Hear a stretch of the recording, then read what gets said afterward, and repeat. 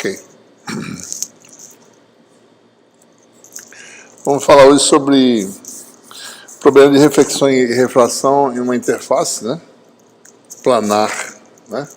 Que é o problema mais simples que tem. Quando a interface não é planar, você tem espalhamento, né? Espalhamento de luz. A gente vai falar sobre espalhamento no final do curso, né? No final desse curso. Mas hoje a gente quer falar sobre reflexão e transmissão especular. Então, as referências para essa aula são... Eita, deixa eu ligar aqui.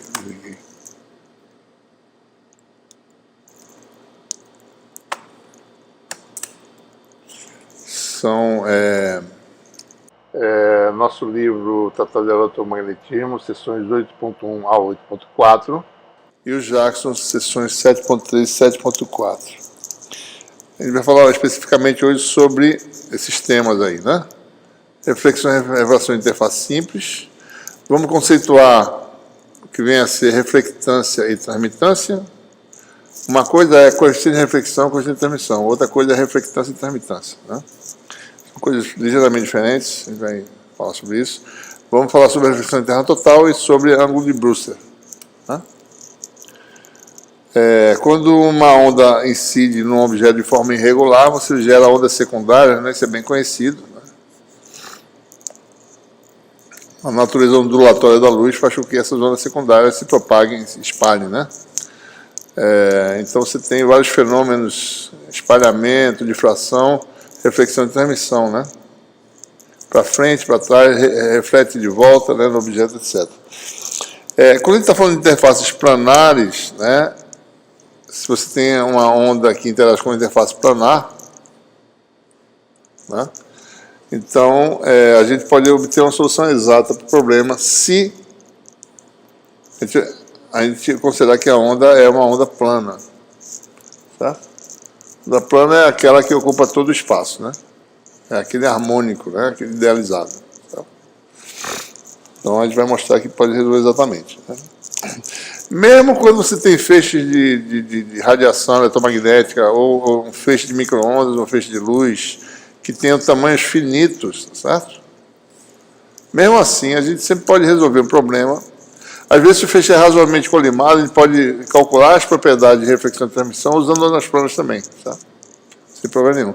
Se não puder, você pode decompor, certo, o feixe, né, a distribuição de intensidade de luz de campo em ondas planas. E você analisa a reflexão de cada onda plana e recompõe depois.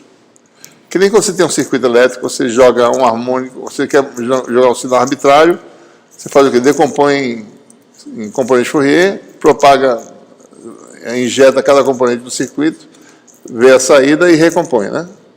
Certo? Aqui também, mesma coisa. Se o feixe tem forma arbitrária, tá certo? Perfil arbitrário, decompõe ondas planas, analisa a reflexão de cada onda plana e recompõe, para você calcular o feixe refletido. Em muitas situações, o feixe é colimado, né? Então é fácil de calcular as propriedades, certo? Bom, a metodologia de análise, a gente considera que uma onda se propagando no sentido do versor U, certo?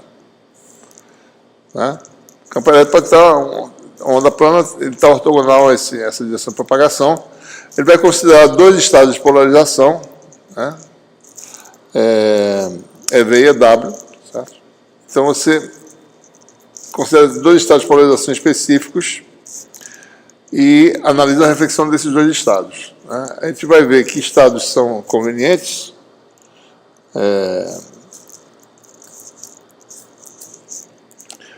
a partir de um problema específico, né? Então,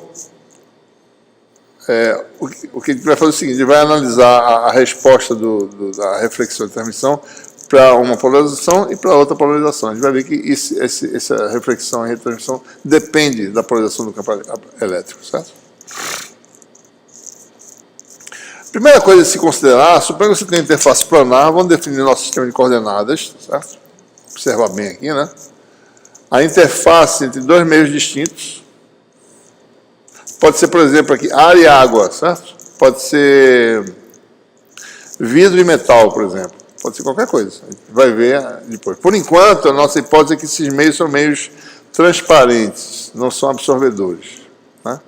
Vidro de um tipo, vidro de outro. Por exemplo, vidro água, vidro ar, certo? Gás com o sólido. Água óleo transparente, né? Na região em que é transparente. Certo? Tem região que tem absorção, na região que não tem absorção. Tá?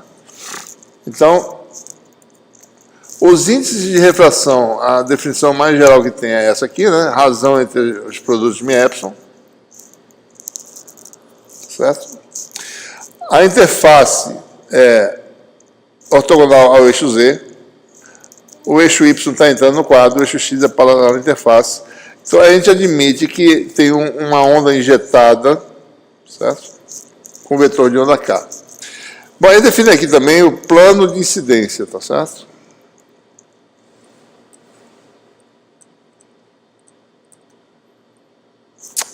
Por que faz isso, bicho?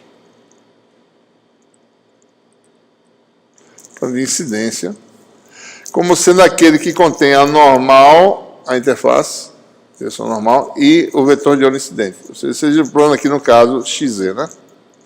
É o plano de incidência. Então, a gente considera que tem um vetor de onda incidente dessa interface, vindo do meio 1, né? O vetor de onda está contido no plano de incidência. Esse vetor de onda forma um ângulo θ, né? E você vai obter, é claro, né, como se não tivesse interface, se o meio não tivesse nenhum obstáculo aqui, você tem uma onda que se propaga continuamente aqui. Mas, como você tem uma diferença de materiais aqui, você vai ter uma parte vai ser devolvida para o meio de entrada e uma parte vai ser transmitida, né? O nosso problema para determinar as quantidades transmitidas e refletidas é resolver um problema de condições de contorno, na realidade. A gente sabe as expressões para o campo de onda plana, certo? Então, com as condições de contorno, que é E tangicial contínuo e H tangicial contínuo, a gente resolve o problema. A condição de contorno é N vetorial, vetor diferença, seja E ou H, igual a zero, né? Bom, observe que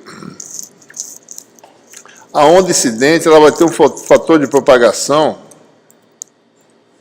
exponencial de menos J, K, escalar X, né? Certo? Essa é ou seja, a dependência espacial de uma onda plana, dado o vetor de onda, é sempre uma exponencial complexa desse tipo. A refletida vai ter uma exponencial de menos J, K duas linhas, escalar X.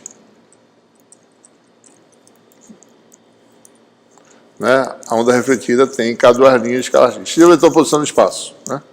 E a transmitida vai ser K', né? Isso aqui é outra nota, né? Isso aqui tá... Tem duas notas aqui. Não sei. Cadê a minha outra, hein? Tá aqui. Então, isso aqui é incidente.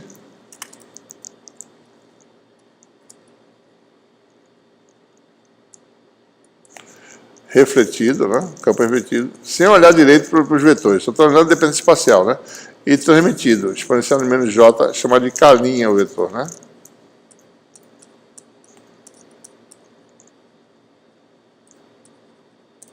Tá certo? Ora, quando eu vou satisfazer as condições de contorno, eu vou ter equações lineares, né? Envolvendo os vetores, e junto com essas equações tem dependência espacial, tá certo?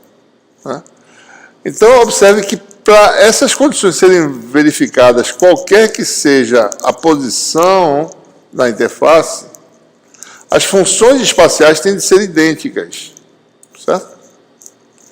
Porque quando eu for fazer a condição de contorno, eu vou dizer assim, nesse ponto da interface, vou fazer interface bidimensional, certo? Aqui está o Y, aqui está o X. Nesse ponto da interface, E tangicial é contínuo, e H também. Nesse ponto também, nesse ponto também, nesse ponto também. Só que esse K escalar X, essas funções variam, né, com XY, certo? Ok? Para cada elemento desse, né? Tá certo? São funções de X e Y. Então, essas funções, tanto do campo incidente, quanto para o campo refletido, quanto para o campo transmitido, tem de ser todas iguais. Porque senão eu caso num ponto, não caso no outro. A variação espacial dessas funções tem que ser a mesma. Tá? Na interface. A gente está casando funções, né? As funções têm que ser iguais, tá? Para poder satisfazer a condição de contorno. Então, o que a gente quer? Então, a gente vai... Primeira condição é, para satisfazer as condições de contorno, o argumento da exponencial complexa calculado na interface, que é z igual a zero, tem de ser sempre o mesmo. Né? Onda incidente, onda refletida e onda transmitida. Certo?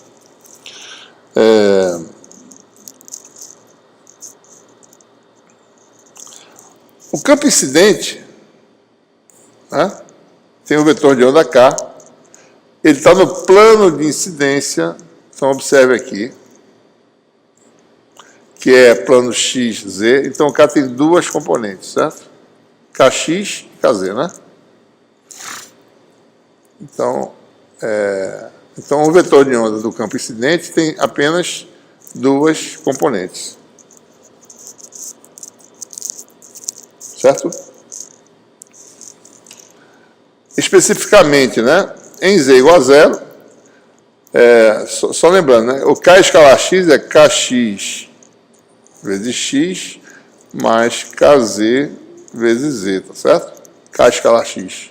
Só que z igual a zero, esse termo aqui não tem. Então, o K escalar x da onda incidente vale Kx vezes x. Certo? Tá bom? Da onda transmitida, você, digamos que tenha três componentes. Na direção x eu chamar de Kx', na direção y eu chamar de Ky', e na direção z eu chamar de K1, tá certo? Para não botar Kz, né, linha, nem botar linha, chamar só de K1, tá certo? Isso aí facilita a anotação depois, né? Pode ser confuso agora por K1, por quê, né? Mas depois fica mais fácil de entender, tá certo?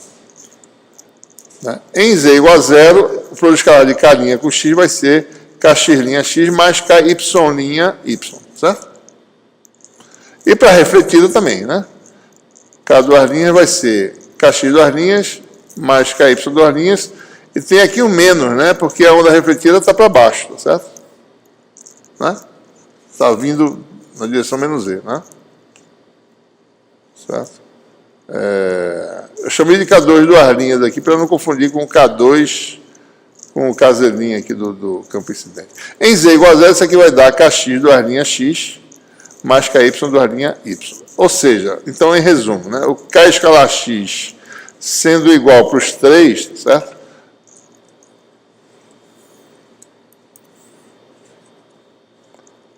Engraçado, acabei de tirar esse negócio. Pronto, para a onda incidente, isso aqui deu Kx vezes x, né? Porque a onda incidente não tem componente y. Para a onda transmitida, deu Kx', não foi? X mais Ky', y. Para a onda refletida,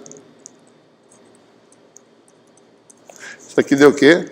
Kx duas linhas, x mais Ky duas linhas, y. Então, para satisfazer as condições de contorno, essas coisas têm de ser todas iguais. Certo? Então, vamos lá. Kx x igual a... Ó, isso aqui é conhecido, tá? A onda incidente, você injetou ela num ângulo específico, você sabe exatamente quem é o Kx, tá certo? Eu não sei quem são os outros, né? Então, Kx igual a Kx' x mais Ky' y é igual a Kx duas linhas x mais Ky duas linhas y, né? Essas funções têm de ser iguais em todo xy, qualquer que seja xy, certo?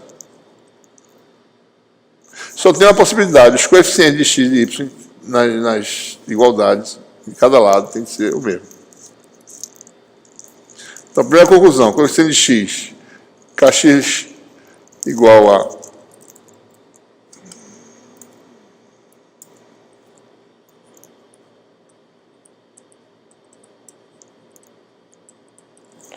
ou seja, a componente x do número de onda, ou do vetor de onda, da onda transmitida e da refletida são iguais ao da onda incidente. E aqui é zero. Mas que coisa chata, bicho. Ky, né? Então, zero tem que ser igual a Ky',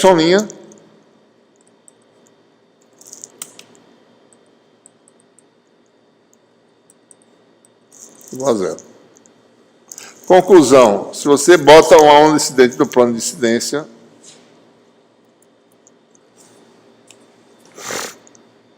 o vetor de onda da onda transmitida e refletida também estão no plano de incidência. Não tem componente Y. Certo? Primeira conclusão. Ele podia estar em qualquer lugar, né? Mas vão estar onde? No plano de incidência. Porque senão você não satisfaz a condição de contorno. Né? Certo?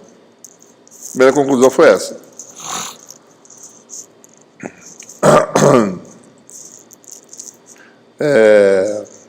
Que é isso aqui que a gente acabou de deduzir, né? Então, o vetor de onda da onda transmitida tem uma componente x, que é igual à da componente x do campo incidente, a do campo refletido também, certo?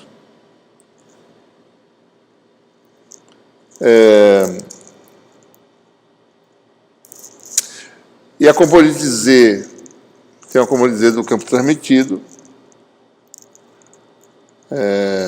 Só faltando uma coisa aqui importante. E tem uma componente z que eu chamei de K2 duas linhas, tá? Para baixo, né? Isso aqui tá errado, bicho. Isso aqui tá errado também. É K2, cara. Não é K1. Tá confuso isso aqui, né?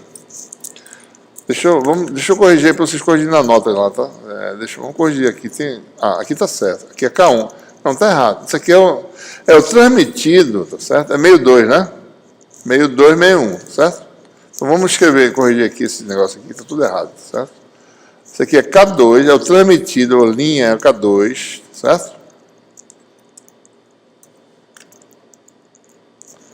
Isso aqui é K1, duas linhas, tá? K1, duas linhas, porque é meio 1, certo? Esse aqui é o vetor de onda refletido. Está trocado aqui, agora que eu percebi. Isso aqui não tem problema nenhum. K' é K2 aqui, tá certo? E aqui é K. E aqui é K1, né? Certo? Esse K1 duas linhas, por que tem K1 duas linhas? Porque a gente não determinou quem ele é. O K2 é K2, vai ser, depende, né? Mas quem é o K1 duas linhas? Bom, aí a gente vê que dentro do meio 1, só para a gente observar, né? Kx ao quadrado, né? Para onda incidente, né? K tem componentes Kx, Ax, mais K1 a Z, isso é onda incidente, tá? E módulo quadrado disso vai ser N1 ao quadrado, K0 ao quadrado, né?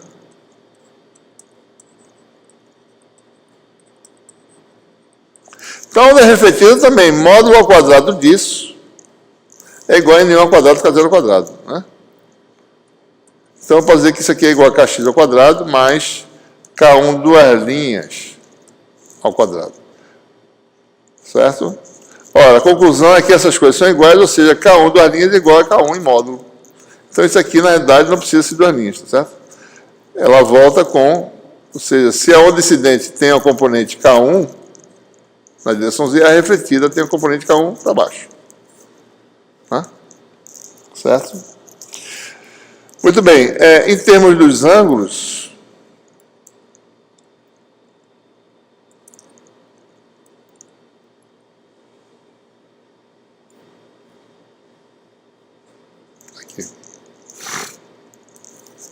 bom, aqui está desenhado, né? O K. Basta observar, né?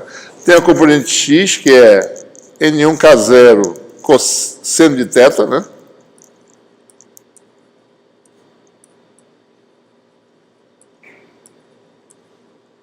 Componente de Z, N1K0 cosseno de θ, né? O vetor de onda de entrada. O de saída vai ser o quê? N1K0 seno de θ duas linhas, tá certo? Se eu fosse calcular aqui, né? A onda refletida tem a mesma magnitude, né? O vetor de onda, que é N1K0.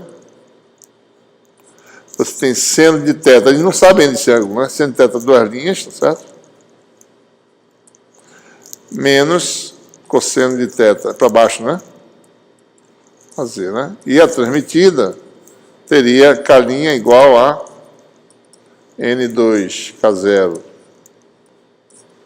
cosseno de θ, desculpe, seno, né?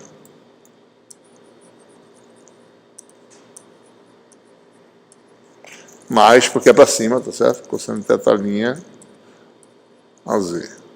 Ora, a primeira relação é que os Kx são todos iguais, tá certo? Né? Está aqui o K.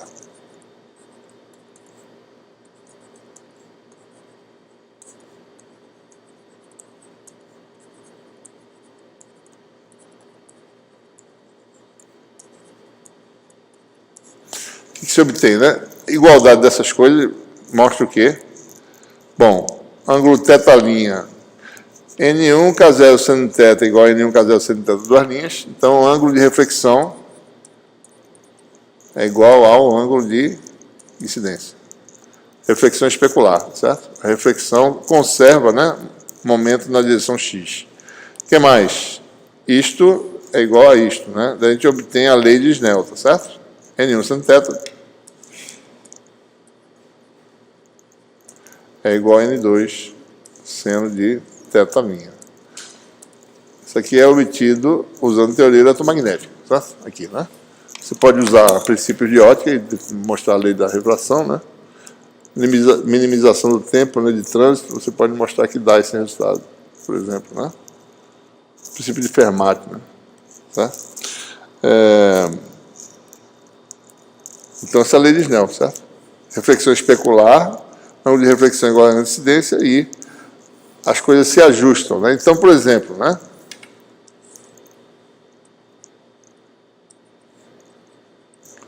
Se N1 for maior que N2, vou fazer dois casos aqui, né?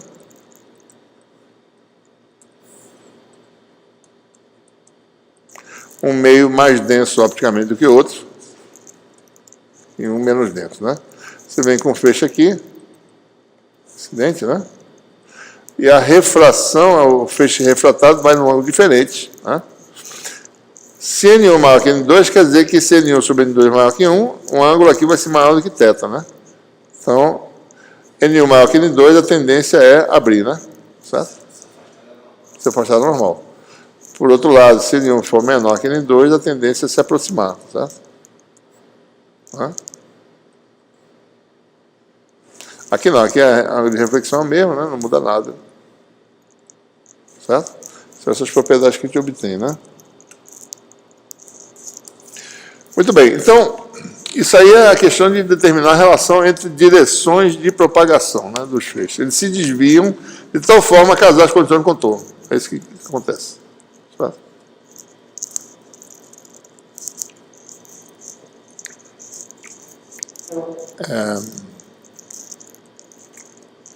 Bom, a segunda coisa agora é saber quanto de amplitude de campo passa para o lado de lá e quanto é devolvido, certo? Uma questão importante, né? Então, isso vai ser governado pelas condições de contorno. Elas vão dizer quanto é que... Os campos têm que se ajustar de forma a casar as condições de contorno. Daí você vai saber quanto é que volta e quanto é que passa. Então, a gente analisa duas situações, né? Qualquer outra situação pode ser obtida como combinação dessas duas situações.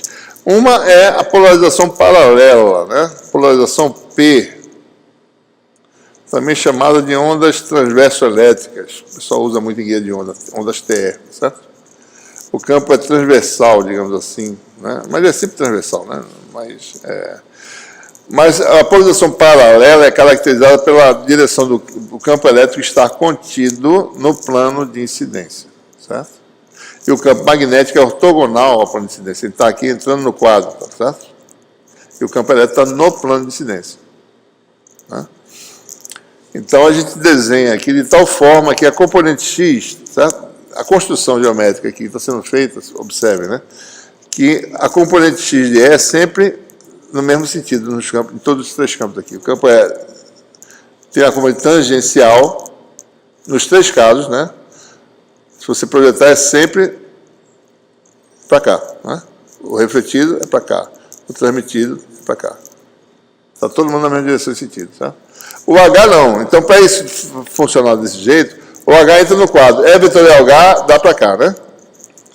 Aqui o H está saindo do quadro agora, certo? Para poder dar um fluxo para cá. Então, H mudou de sentido aqui, certo? Para eu manter o E com essa configuração que eu desenhei, o H tem que mudar de sentido, certo? Então, a convenção é sempre essa, né? Deixa eu ver, na perpendicular, sempre mantém o campo elétrico tangencial sempre no mesmo sentido, certo? E aqui continua, o E vetorial H dá para lá, porque o vetorial H entrando, né, dá esse vetor, né? Aqui é vetorial H saindo, dá para baixo, pra cá, tá? Esse daqui, né?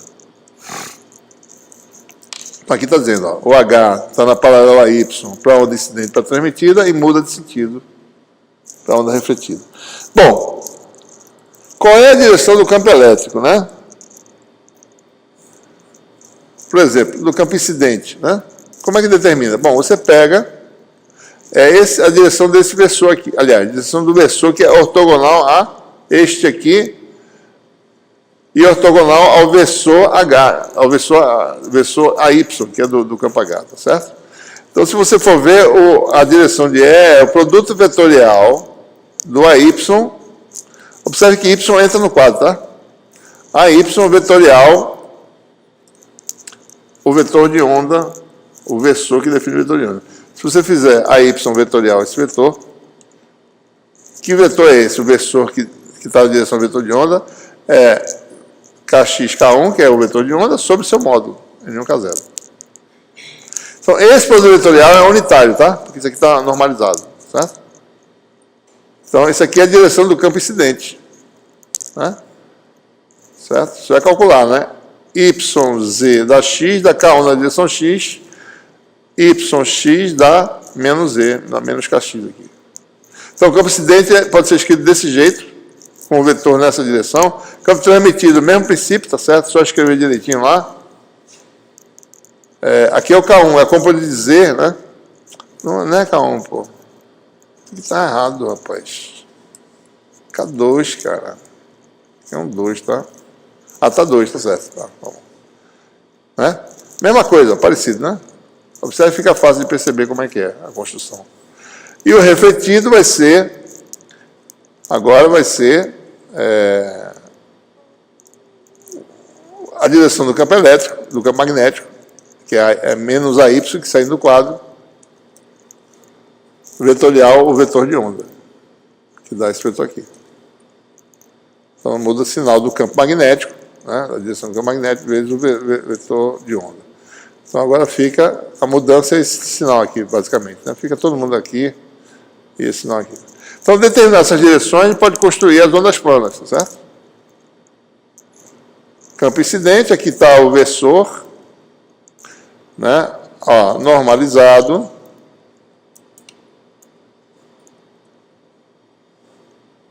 Aqui o versor, né? E aqui a amplitude do campo incidente é 0. E aqui está o fator exponencial, Kxx, K1Z, né? Como pode dizer, K1 no meio 1, certo? Campo magnético está na direção Y, usando aquela forma canônica. Tá. Campo refletido, bom, aí tem, a gente bota aqui um fator de escala, gama P, vezes E0, certo? E aqui está a magnitude versor unitário aqui, tá certo? E aqui está menos JKX mais K1Z que está indo para baixo. Tá? Esse gama P é chamado coeficiente de reflexão, tá? Da interface. Então, o gama P é a razão entre o campo refletido sobre o campo incidente. Tá?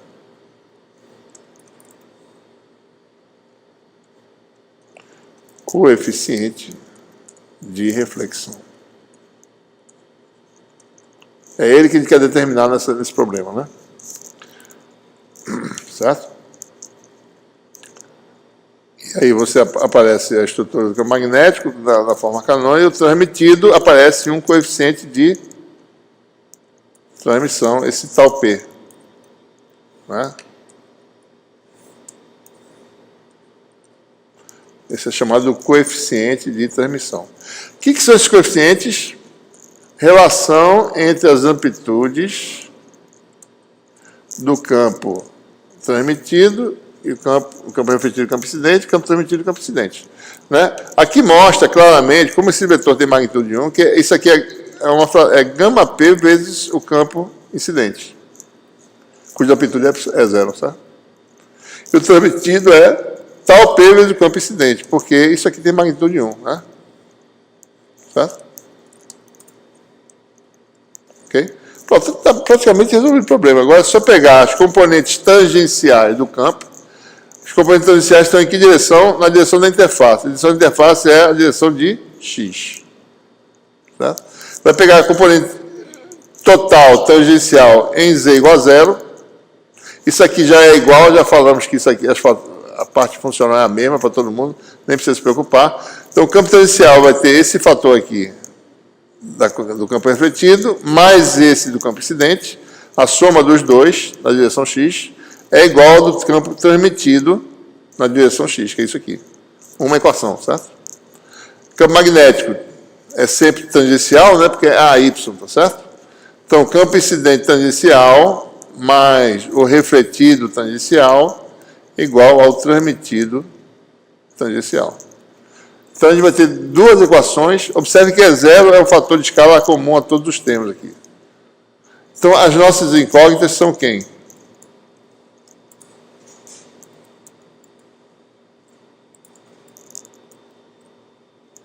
Essas duas aqui. Tem duas equações, a duas incógnitas, e com isso ele determina a solução para esses coeficientes, né? Bom, a gente chamou esses coeficientes aqui de coeficientes de reflexão e transmissão, definidos como razão entre as amplitudes, e isso aqui é para polarização paralela, por isso que a gente botou aqui é o P, tá certo? P para polarização paralela, né? Então, são coeficientes que vão ser medidos para esse tipo de polarização específica. Tá? Bom, aplicando as condições de contorno, não é difícil mostrar. Tá? Isso aqui vai gerar, né? Você calcula os vetores, né, do lado de um lado total, o campo total, né? E pega a componente Z, tá certo? Componente X, aliás, né? Então, você obtém os coeficientes de reflexão e transmissão. O coeficiente de reflexão tem uma expressão simples, né? É o produto cruzado εk, certo? K é o quê? Componente Z do vetor de onda no meio 2. Componente Z do vetor de onda no meio 1. Não é o vetor de onda, esse aqui é a componente Z. Tá? Você pode confundir, K2 é o vetor de onda no meio. Não, é a componente Z. Tá? Então, ε1 K2 menos ε2 K1 sobre a soma. Simples, né? E o de transmissão dá algo desse tipo aí, tá certo? Essa relação, né?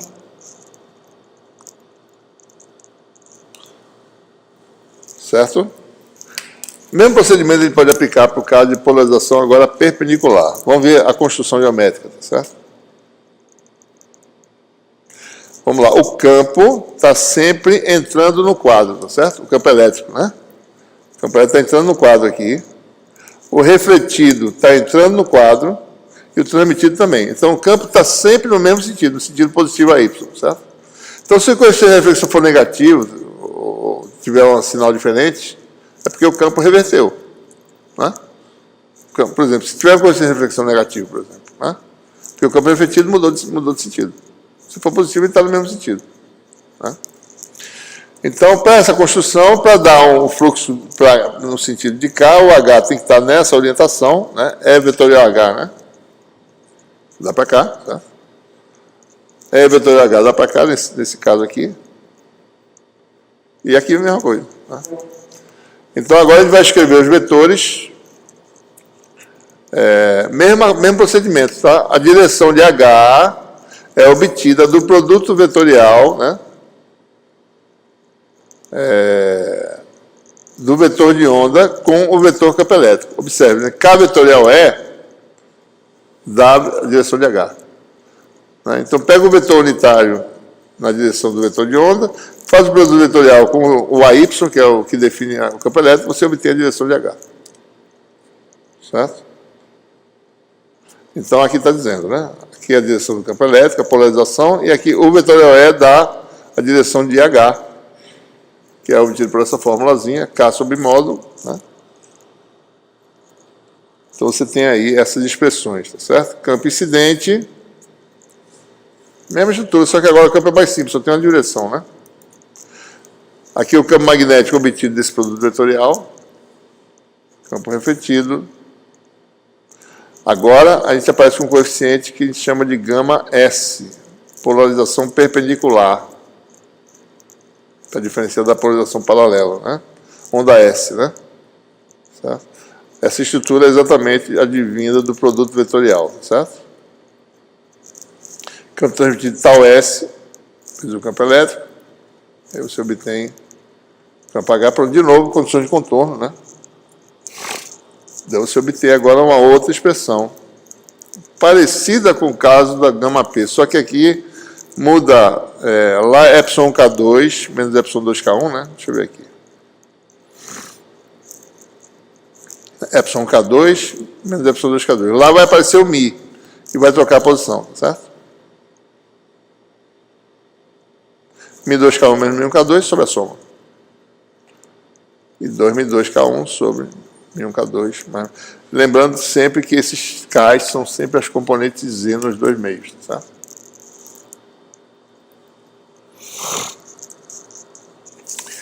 É útil também determinar expressões em termos de impedâncias de onda, né?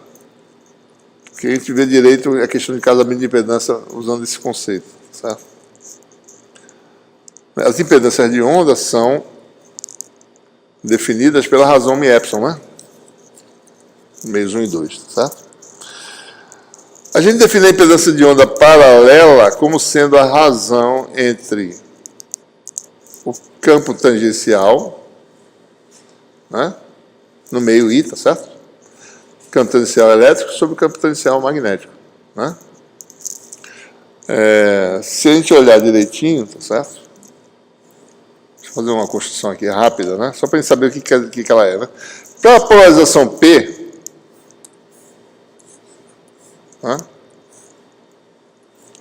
O campo elétrico está assim, né? Que a gente fez, né? Sentido X positivo. Aí o H está entrando, né? É isso? Só percebendo aqui, o ângulo θ é esse aqui, tá certo? Né? Isso aqui é θ, né? Não é isso? Deixa eu ver se está certo. Não, peraí, isso aqui é...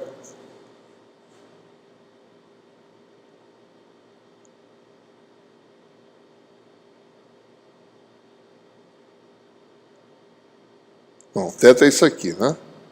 Isso aqui é θ, isso aqui é π sobre 2 menos θ, tá certo? Né? Tá certo? Esse aqui é θ, né? Esse aqui é θ, que é igual a esse. Então, essa componente aqui é seno de π sobre 2 menos θ, né? Que é cosseno de θ. Se isso aqui for E, tá certo? E H é o campo que entra, E sobre H seria a impedância de onda, tá certo? E sobre H, a amplitude do campo sobre a amplitude do campo magnético dá a impedância de onda, né? A componente tangencial de E é cosseno θ. Então, a impedância paralela seria E cosseno desse... E seno desse ângulo, que é π sobre menos θ, vai ser E cosseno de θ sobre H. Então, a impedância paralela para a onda P é Z cosseno de θ. Certo? Ok? É a razão entre campo E tangencial e campo H tangencial, né? Então, no meio 1, você vai ter a impedância de onda paralela do meio 1 dada por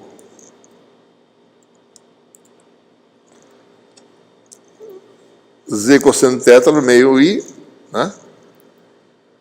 Certo? Se for meio 1, vai ser Z cosseno θ. Se for no meio 2, vai ser Z cosseno θ linha. Z2, né? Vai ser Z1 cosseno θ, é a impedância de onda paralela no meio 1, e Z2 cosseno θ linha é a impedância de onda paralela do meio 2. Tá? Para a polarização S, né, a gente define a admitância de onda, né, razão epsilon e mi. E aí quem faz o papel de paralelo agora é o campo magnético. Então a admitância paralela é a razão entre o campo H paralelo e o campo E paralelo, certo? Que aparece também, de novo, né, o cosseno de θ, tá certo? É Y cosseno de θ. Mesma coisa, porque a projeção de H, quando ele é polarização perpendicular, né, o H está na direção do E, no caso da polarização paralela. Então é a mesma coisa. Né? Certo? Então, em termos dessas impedâncias, ou seja, para a polarização P, você usa impedância de onda paralela, para a polarização S, você usa admitância de onda paralela. Né? E com isso, tá certo? Cadê o cosseno de reflexão? Estou faltando aqui, né?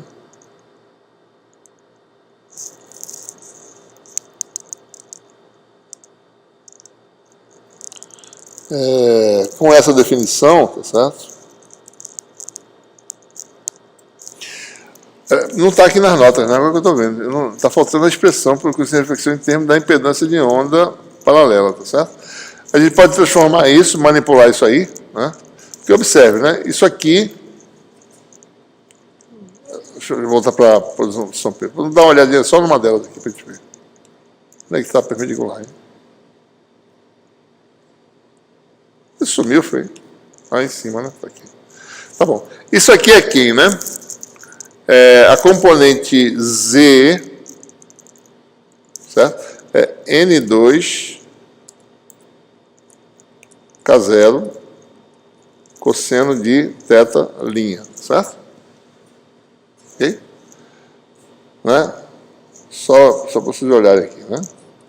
Aqui é o K', né? Aqui é o θ', né? Então, a componente Z é a módulo do vetor, que é N2K0, projetado na direção Z, cosseno de θ', certo? Né? Então, aqui você vai ter N1K0, cosseno de θ. E aqui a soma, né? Isso aqui vai dar o quê, exatamente, né? Vou fazer aqui separado, só para a gente ver essa parte de cima, tá certo? Vai dar epsilon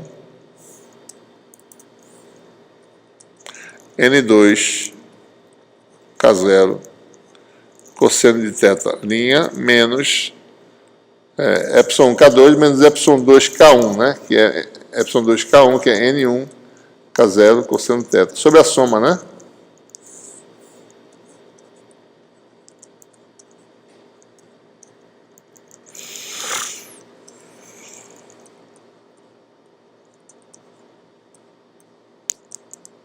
Certo? K0 vai embora, né? Vamos ver, observação. N2, Mi2, epsilon 2 sobre Mi0, epsilon 0. Eu vou deixar aqui, porque esse Mi0, epsilon 0 vai aparecer em todo canto aqui, tá certo? Então vai ser sobre Mi0, epsilon 0, não vou colocar. Só para a gente ver que epsilon N2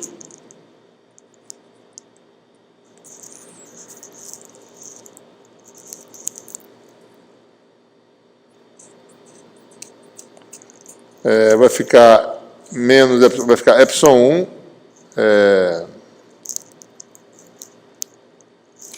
pronto, vai ficar epsilon 1 pronto, se eu dividir aqui eu falo assim, divide pelo produto epsilon 1 epsilon 2, tá certo? Tá bom? Ambos os membros, deve ficar isso aqui sai, né? Ficar epsilon 1 epsilon 2 vai ficar Mi2 epsilon 2. Dividindo por epsilon e epsilon 2, vai ficar sobre epsilon 2, tá certo? Mi0 epsilon 0 eu tirei. Vai ficar cosseno de θ' menos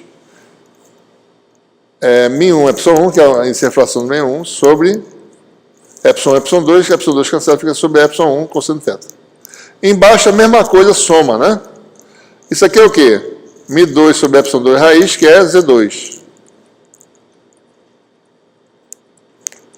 E aqui fica menos Z1 cosseno θ, né? Embaixo fica a soma, né?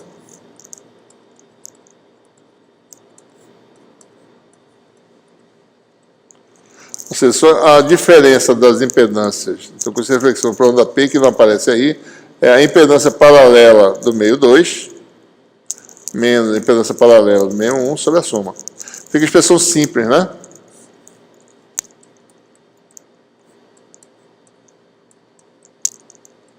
Certo? Então fica fácil, né? E com essa transmissão também fica definido de forma simples, né? Deixa eu ver aqui. O conceito de transmissão não está nas notas, né? Eu estou escrevendo aqui por causa disso, certo? Fica de forma bem simples. 2, a impedância paralela do meio 2 sobre a soma das impedâncias paralelas.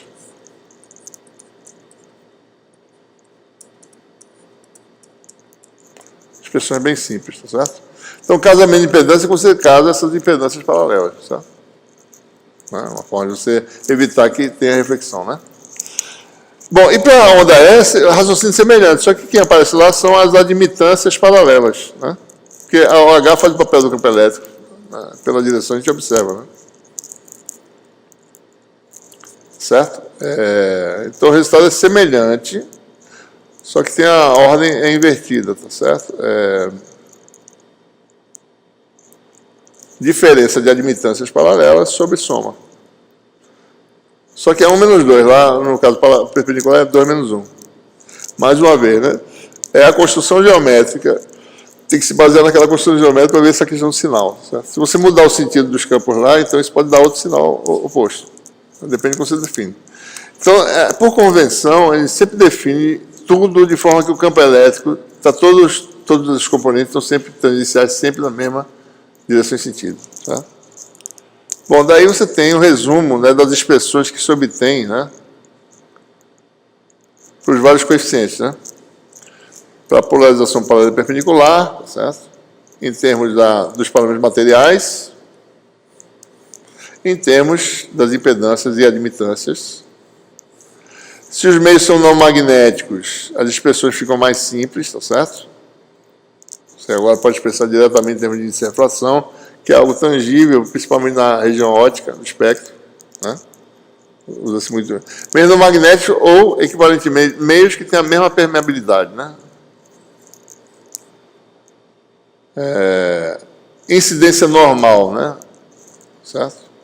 A impedância paralela se transforma na impedância, né? Cosseno de 0 dá 1, certo? Então, a diferença de impedância sobre a soma, né? Para meios não magnéticos. Outra coisa, né? Com a incidência normal, ambas as polarizações são indistinguíveis, né? Então, a coeficiente de reflexão é o mesmo, não depende da polarização. Então, você já está tangente de interface, né? Você tem uma coincidência normal.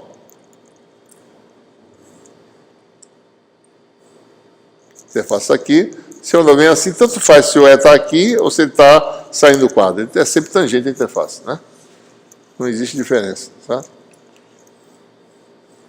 E é interessante essa expressão aqui, né? Diferença de índice sobre a soma, para meios não magnéticos.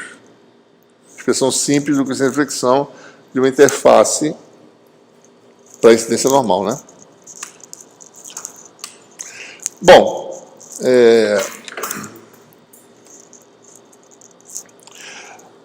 a gente definiu o coeficiente de reflexão. O que é coeficiente de reflexão de transmissão? É a relação entre amplitudes de campo, né?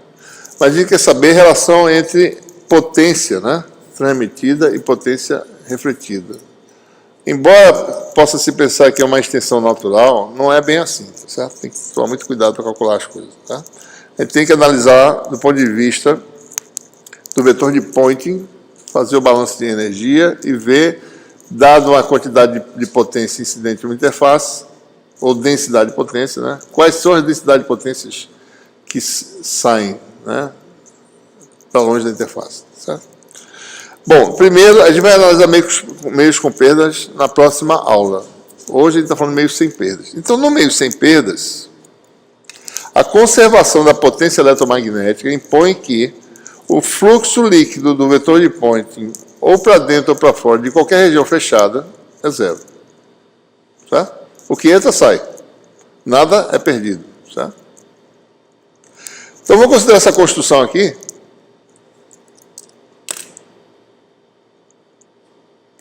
E lembrando que a gente está falando de ondas que se estendem em todo o espaço, né? Uma onda plana, ela permeia todo o espaço. Ela não está localizada, certo? Ela é um harmônico, né? É um senoide, não tem começo nem fim. Né? Está em toda a interface é infinita, certo? Bom, então eu vou pegar um pedaço dessa interface, um volume, né? Na direção Z você tem aqui, direção X, e tem a profundidade que ele não está mostrando, a profundidade na direção Y. Isso aqui é um cubo, tá certo?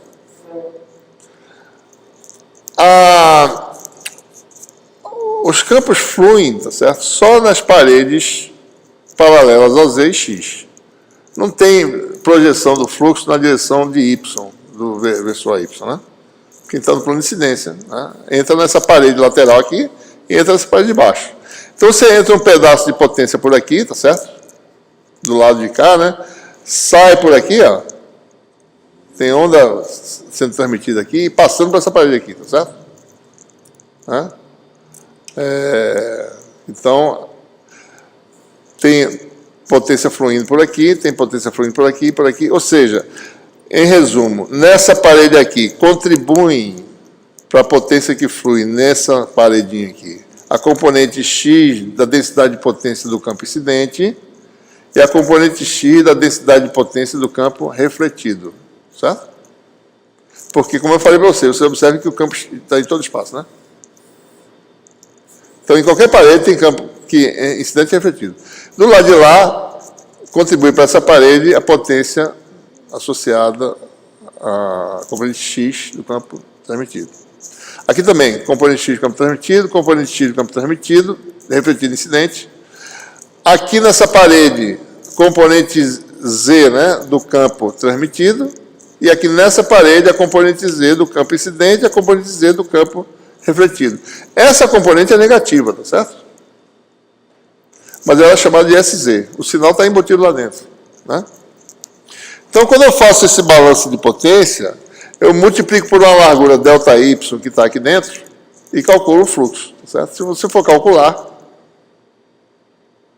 lembrando, né, que o vetor de Poynting tem a ver com a parte real, né? Está falando de potência ativa, tá certo? Então, a parte real do vetor de Poynting, né?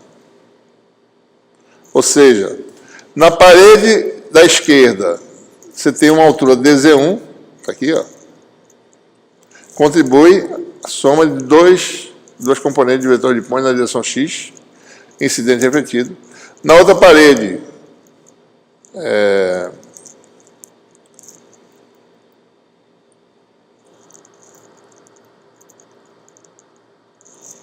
tá bom. Isso aqui é na posição x1, né? O que estou mostrando. Isso aqui, ó, é isto nessa parede, mais dz2 nessa parede aqui. Isso aqui é coordenada x1.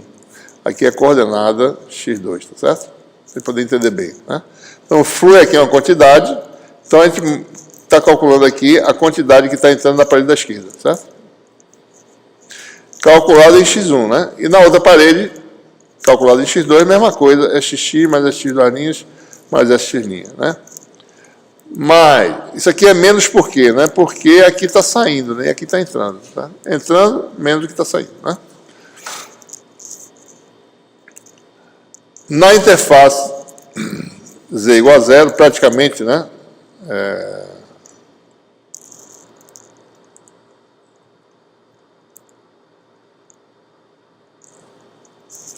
Perto da interface. Eu estou fazendo Z tendendo a zero aqui, tá certo?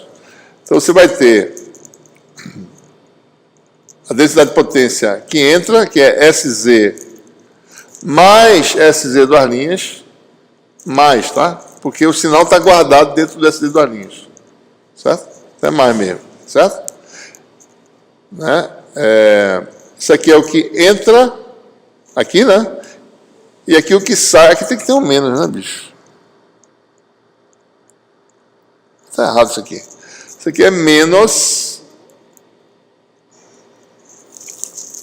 SZ' dx, tá certo? Isso aqui é menos, tá? Tá bom? Então, o que está entrando na parede de baixo é SZ mais SZ duas linhas, o que está saindo na parede de cima é menos SZ'. Tem um erro aqui, tá certo?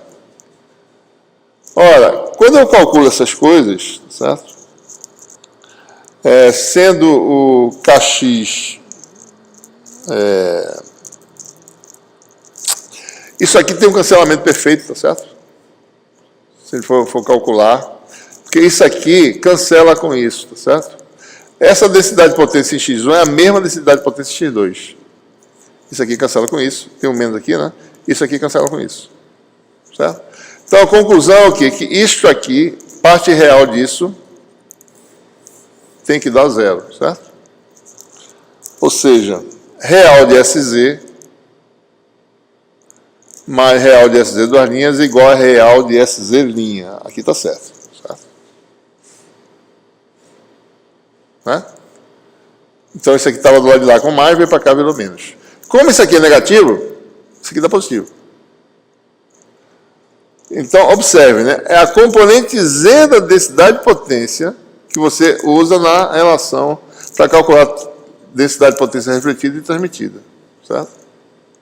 Não é a potência, é a componente Z dela. Não é a potência, não é a densidade de potência total, é a densidade de potência na direção Z. Certo? Então, observe, né? Então, a parte real da componente Z do campo incidente, da densidade de potência do campo incidente, é igual a... Isso aqui é positivo, tá certo? É o que sai para baixo, mais o que passa para cima. Né? Faz sentido. Só não faz sentido muito porque é componente Z, né? Certo? Por quê? Interpretação geométrica, certo? Fazer interpretação simples geométrica, né? Suponha que tivesse um feixe finito, tá certo? Feixe de luz finito. Ele ocupa uma largura ΔL, certo? O refletido também ocupa uma largura ΔL, né? Porque eles têm a mesma direção e sentido. O refratado não, vai ter uma largura diferente. Certo? Esses feixes iluminam igualmente a interface, numa largura ΔW, certo? Então, a potência, esse ΔL aqui pode ser calculado, tá? ΔW é uma largura fixa. Então, ΔW cosseno de θ1 dá esse ΔL aqui, tá certo? Só você projetar isso aqui assim, né? Deixa eu ver se dá para ver fácil aqui. Isso aqui...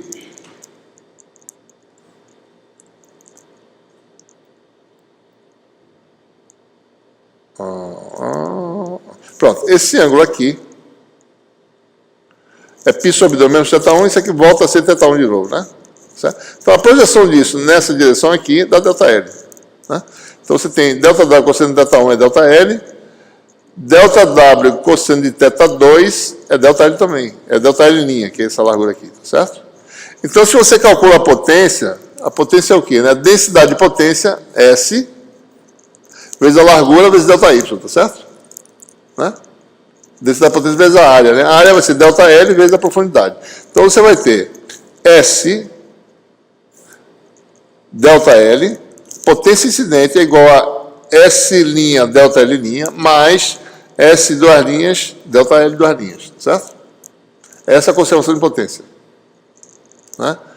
Mas, se você joga essas expressões, né?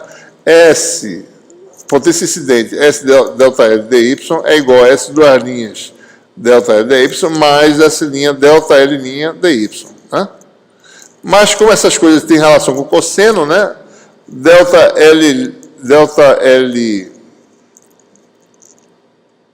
O ΔL', né? Cadê? Pô? Cosseno θ2, né? Aliás, desculpa. Isso aqui é o campo incidente, que vai dar... ΔL tem o cosseno θ1, vai dar S cosseno θ1, que é SZ, igual a componente S duas linhas cosseno θ1, que é menos SZ duas linhas, porque SZ duas linhas é negativo, com menos dá mais a componente Z do transmitido. Certo? Por isso que dá como dizer. Porque é conservação de potência. Não é conservação de densidade de potência, que são coisas diferentes. Certo?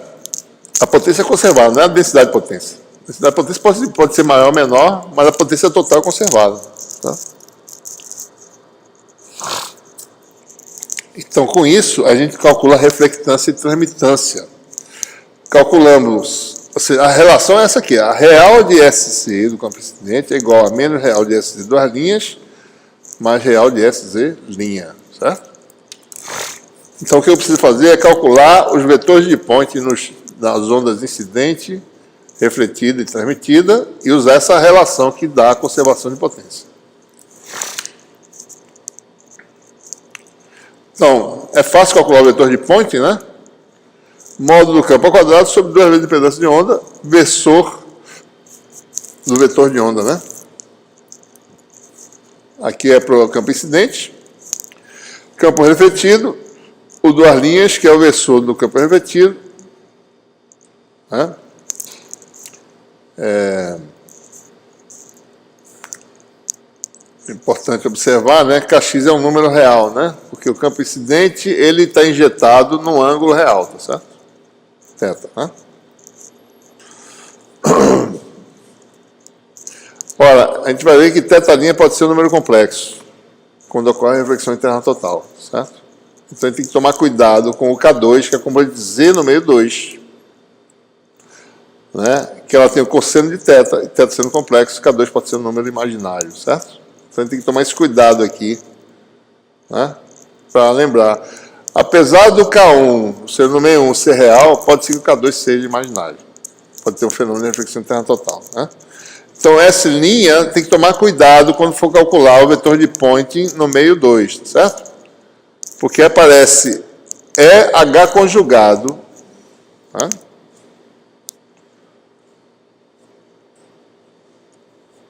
O E tem um fator exponencial menos J, K' escalar X. O H tem esse fator, e o H conjugado tem o fator o quê? Exponencial de J, K' conjugado, escalar X, né? Certo? Quando eu faço E vetorial H, vai aparecer exponencial de menos J, K' menos K' conjugado, escalar X. Bom, vamos calcular isso direito. O K' tem componente X que é real, tá certo? Por quê? Porque é a mesma componente X do campo incidente, que é real. E a componente Z, que é o K1, né? Essa que eu falei pode ser um número imaginário, tá certo? K' conjugado, por sua vez, é quanto? Kx conjugado é Kx, mais K1 conjugado a Z. Quando eu faço a diferença desses dois, isso aqui cancela, certo? Então fica o quê? K1 menos K1 conjugado. Isso aqui vai dar... O vetor de point da onda transmitida vai ter um fator, certo? Exponencial de menos J, K1 menos K1 conjugado, né? AZ escalar X, e AZ escalar X é Z, né? Certo? Então, o vetor de point da onda transmitida tem que tomar esse cuidado, tá? Menos J, K1 menos K1 conjugado. Se o K1 for real, isso aqui dá 1, tá certo? Então, é por isso que a gente escreve com cuidado, né? Escrevo na K1, né? Estou usando K1 errado, né? É K2, certo? O K' é K2, né? K2, tudo K2 aqui, certo? Tudo K2, K2 conjugado, K2, tá? Certo? Por isso que aparece aqui. Esse versor aqui também é complexo, pode ser complexo. Por quê? Porque ele é K2, o K', por definição, sobre N2 K0. O versor o linha, tá certo? Como esse bicho aqui pode ser complexo, por causa da componente Z, então esse o linha também é um número complexo, certo? Então, tem que tomar esse cuidado. Então, observe, né? Como o H ele tem esse fator aqui, ó, o vetorial E, né, na forma canônica, então o conjugado disso, que aparece no vetor de Poynting, vai aparecer o conjugado, que é o linha no caso, né? O linha conjugado. Vetorial é conjugado, certo? Então é E vetorial H, certo? Então o vetor de Poynting no meio 2 vai aparecer um linha conjugado lá. Por isso que aparece aqui essa expressão, né? Por densidade de potência, o vetor S no meio 2, certo? Faz todas essas coisas aqui, né? Calcular a componente Z é calcular a parte real da componente Z do vetor ou linha, né? Tem aqui uma observação para corrigir 888. Tem alguma coisa errada lá. Vê se está batendo com essa expressão aqui, tá certo? Que essa está correta, né? Eu não sei se eu já corrigi, certo? Eu tenho que corrigir e me lembrar depois também disso. Bom, resultado dessa análise toda, né? Ou seja, usando essa equação, a parte real, né, de SZ igual a menos parte real de SZ' mais parte real de SZ', isso aqui não tem problema de componentes complexas de vetor de onda. Não tem, porque a gente está no meio 1, ele define, tá certo? O Kx e o K1, eles são todos, a componente X do K e a componente Z são reais. O problema é no meio 2, que pode ser reflexão interna total, certo? Então, o resultado que se obtém é essa equação aqui, R maiúsculo mais T igual a 1. R é chamada reflectância, que é módulo quadrado de gama 2, né? Do coeficiente de reflexão. E T é chamada transmitância, que é essa fórmula aqui em relação ao coeficiente de transmissão. Não é módulo quadrado do coeficiente de transmissão, mas módulo quadrado de transmissão vezes esse fator aqui, em que aparece a parte real de K2 sobre K1. Certo? Se K2 for imaginário, isso aqui vai dar zero. Tá? Reflexão interna total é quando K2 é imaginário. Quando K2 é imaginário, isso aqui dá zero. Transmitância igual a zero. Tá? Dá tudo certo. Ok? Isso aqui calculando dá essa expressão aqui. Ó. Certo? Então a transmitância tem que tomar muito cuidado para calcular direitinho, né? Para não pensar que a transmitância é o módulo quadrado disso. Não é. É isso aqui todinho. Certo? E aí você tem uma fórmula simples, né? Conservação de potência mesmo, né? Reflectância mais transmitância igual a 1. A quantidade de potência refletida da interface mais a transmitida é igual à potência incidente. Tá? Isso aqui é a fração de potência refletida sobre potência incidente mais fração de potência transmitida sobre potência incidente. É igual a 1. Soma das frações dá 1. O meio não tem perdas, certo?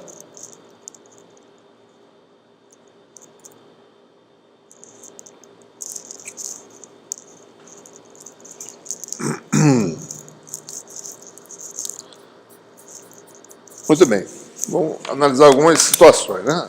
Primeira coisa que a gente vai falar é a reflexão interna total, certo? Isso acontece quando o ângulo de refração abre em relação ao ângulo de incidência, né? Ou seja, quando N1, N2 menor que N1, né? Certo? Então, isso não vai acontecer se for o contrário, né? A onda refratária vai se aproximar da normal. Mas aqui você pode ir abrindo aqui, chega um ponto que a onda se transforma, ou seja, vê só, o Kz, né, é isso aqui, certo? O Kz no meio 2, chama isso aqui de K2, né? Chega um ponto que o K2 vira o quê? Zero, né? Componente Z do vetor de onda no meio 2 vira zero. E se eu abrir mais ainda, o que acontece?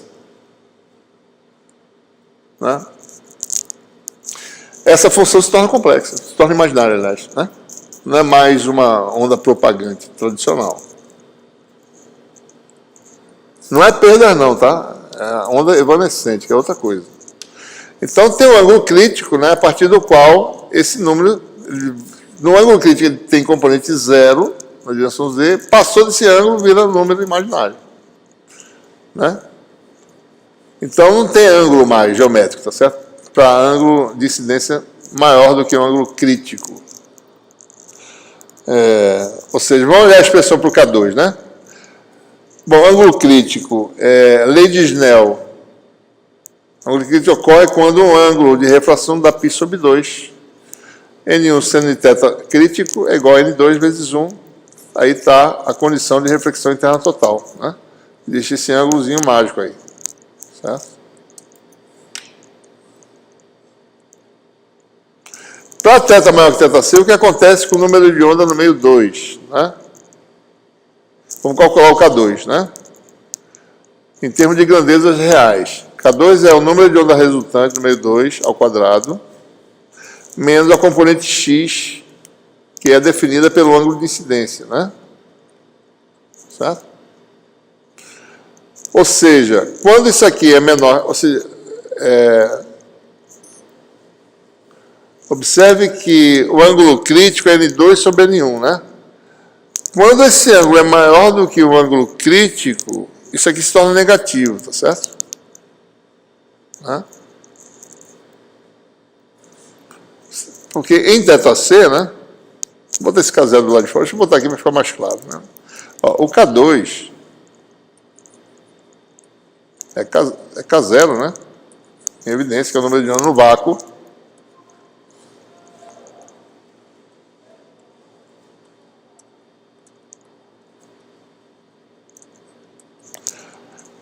Para isso aqui menor do que isso, né? Isso aqui dá positivo, né? Quando isso aqui dá θc, que é N2 sobre N1, dá zero, certo? Quando isso aqui supera a θc, isso aqui dá negativo, né? Ou seja, para seno de θ maior do que N2 sobre N1, isso aqui vira um número negativo. Então, K2 vira um número imaginário, certo? Então, a gente pode escrever, então, que K2 vira um número imaginário, e o número imaginário tal que a propagação na direção z, que é menos K2z, tem que dar decrescente, exponencial decrescente. Como isso aqui vira imaginário, esse número tem que ser calculado de tal forma que o resultado, isso aqui é JK2, né? Isso aqui dá um número imaginário de tal forma que isso aqui decaia. Então, o K2 ele vai ser escrito, né, para θ maior que θc, na forma menos J gama.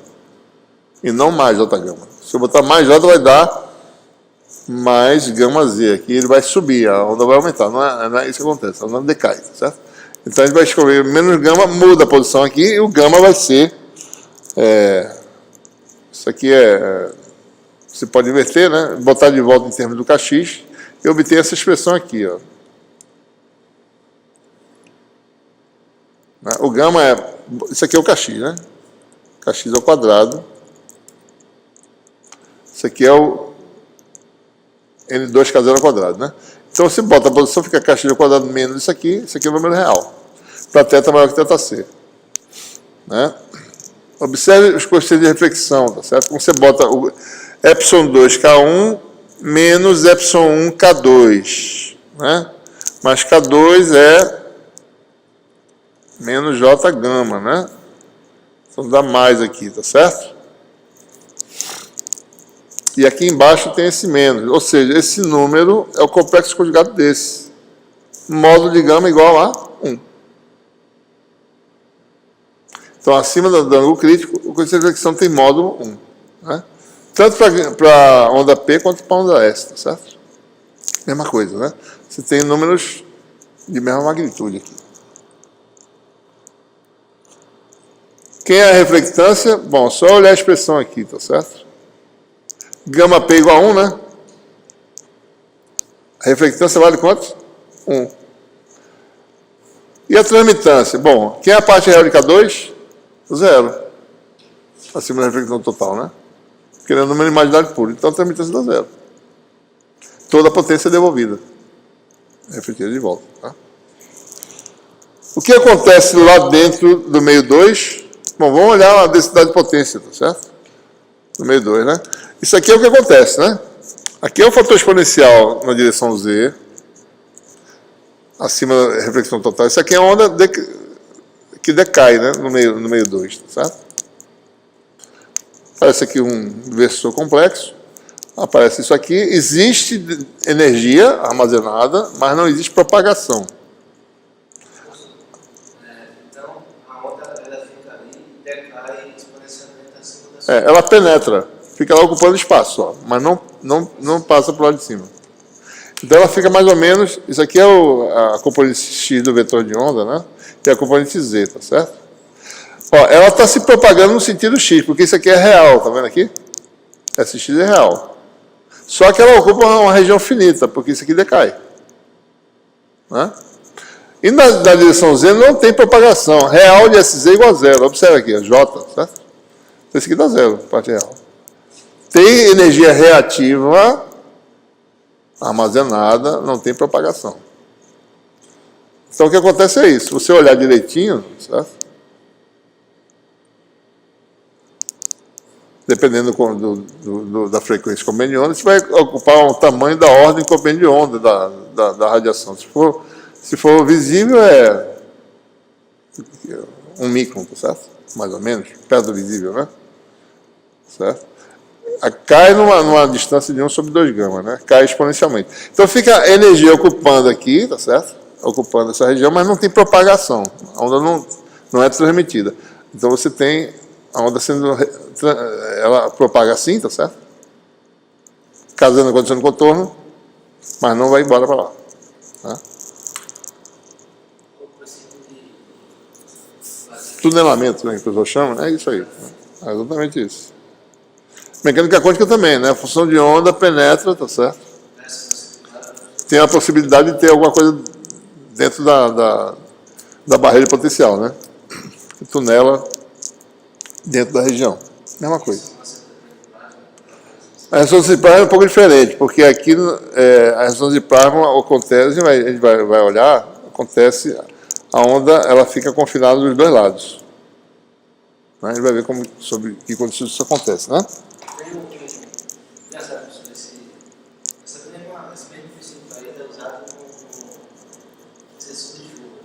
Sensor de chuva. Não, como é que é sensor de chuva? Certo. Ah, ele prende, né?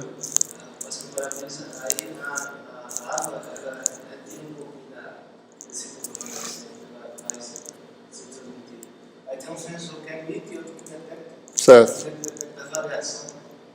Não é onda. Ele compara a televisão e não é onda. A diferença aí da segunda. Certo. Ok, vamos concluir aqui. Outro fenômeno interessante, né, é a existência de um ângulo de transmissão total. Certo? Isso pode existir para as duas polarizações, na realidade, dependendo da natureza dos meios, né? Se os meios têm propriedades magnéticas e dielétricas arbitrárias, então você vai ter ângulo de Brewster tanto para a polarização P quanto para a polarização S. Né? Então, para a polarização P, a condição de transmissão total é obtida simplesmente impondo que a coeficiente de fricção dê zero para algum ângulo, né?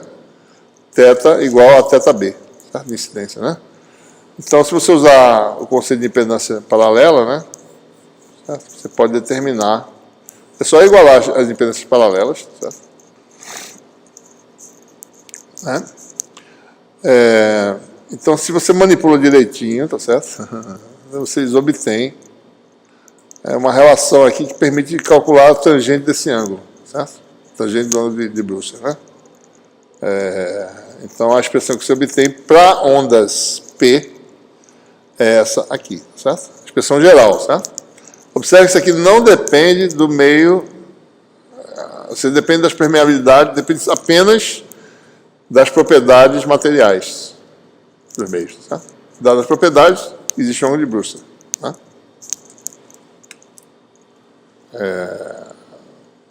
Tem algumas situações em que só vai ter ângulo de Brewster para uma polarização.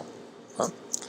Para a polarização S, a gente impõe que gama S igual a zero, você então tem a admitância paralela iguais, fazendo as continhas, você vai ter também um cálculo da tangente do ângulo, né? Ligeiramente diferente, aparece aqui os mis, certo? Mas observe que existe uma dualidade aqui, né?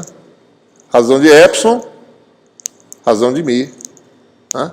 E aqui diferença cruzada de epsilon e mi, né? Certo? É claro que isso aqui tem que ser um número real, né? Para ter esse ângulo de Brewster. Pode ser que não seja, daí não tem, né? tem um número real, tem uma solução real, então tudo bem. Bom, se os meios são não magnéticos, ou seja, as permeabilidades são idênticas, então é fácil ver que, no caso de polarização paralela, né, se você cancelar os μ's aqui, certo? Fica ε1 menos ε2 sobre ε1 menos ε2, cancela, dá 1.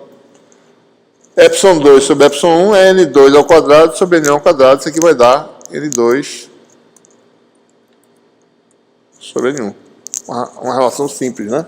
Tangente de θb igual a n2 sobre n1. Para meios não magnéticos, né? Se você for calcular para polarização S, não vai ter ângulo de Brewster, né? Se você for calcular aqui, tá certo? μ1 igual a μ2, você tem, ó, isso aqui dá 1, né? Isso aqui dá ε2 menos ε1 sobre ε1 menos ε2, que dá menos 1, que dá J, né? Então o ângulo é complexo, então não tem ângulo de Brewster para polarização S, para meios não magnéticos, só para polarização P. Tá? Né? Então, se você traçasse a reflexão de uma interface, deixa eu ver que interface é essa, acho que aí é vidro-ar, tá certo? Se você for ver aqui, né, isso aqui é o vidro, tem uma separação da ordem de 1,5, certo? A coeficiente de reflexão de incidência normal é a diferença dos índices sobre a soma, né, para meios não magnéticos, que dá 1,5 menos 1 dá 0,5, né, sobre 2,5, que dá o quê? 1/5, certo? E módulo quadrático, que dá a reflectância, dá 1,25, né, que dá quanto? 0,04. Tipicamente, pessoal, o vidro reflete 4% da luz, né? Esse númerozinho aqui, ó, que é 0,1, aqui é mais ou menos 0,4. Então você tem polarização S para meios não magnéticos, não tem ângulo de Brewster, né? Tem reflexão total. E para polarização P você tem aquele ângulozinho mágico, um pouco antes da reflexão total, em que todo o campo é transmitido, né? Ângulo de Brewster, certo? Ok? É fácil ver que θB é sempre menor que θC, tá certo? Porque você observa que seno de θC é N2 sobre N1 e tangente de θB é N2 sobre N1, né? Então, ou seja, a tangente do ângulo é igual ao seno no ângulo, né? Para o ângulo crítico, o seno dele é igual à tangente do ângulo de Brewster. Né? Seno de θC é igual a tangente de θB. Vamos ver agora se isso prova que θB é menor que θC, né? Vamos fazer aqui a tangente. Tá aqui. A gente tem que ter um ângulo θB tal que sua tangente, que é essa linha vertical, né?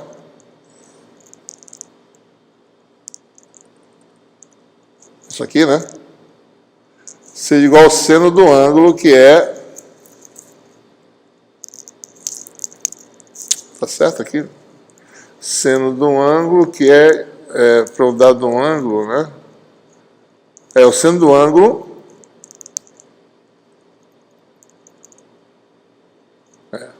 O seno do ângulo tem que ter o mesmo tamanho, né? É isso? Então, o ângulo vem até aqui, tá certo? Isso aqui é tangente de θB. Isso aqui é seno de θC, né? θC maior que θB. Né? Você está nessa diferença, né? Então, o ângulo, o seno do ângulo é esse comprimento aqui. Eu estou fazendo que o seno é igual a tangente. A tangente é obtida prolongando até a reta que está aqui, né? Então, isso aqui é θC, da tangente de θC esse tamanho. Isso aqui é θB, aliás, desculpe, isso aqui é θB, né? θB. Tangente de θB está aqui, né? E o seno tem que ser a mesma coisa, certo? Então, eu preciso aumentar aqui para chegar aqui na circunferência. Tem que ter um ângulo maior, θC maior que θB, né? Certo? E existe a onda de Brewster independentemente, né, de N1 ser maior que N2 ou N2 ser maior que N1, certo? Porque depende só da razão, a tangente tem sempre solução. Tangente θB, pode ser que não tenha ângulo crítico, mas tem onda de Brewster, né? Mesmo que N2 seja maior que N1, isso aqui tem solução, porque a tangente vai até infinito, né? Certo? Tá bom? Então vamos parar por aqui, né? Por aqui.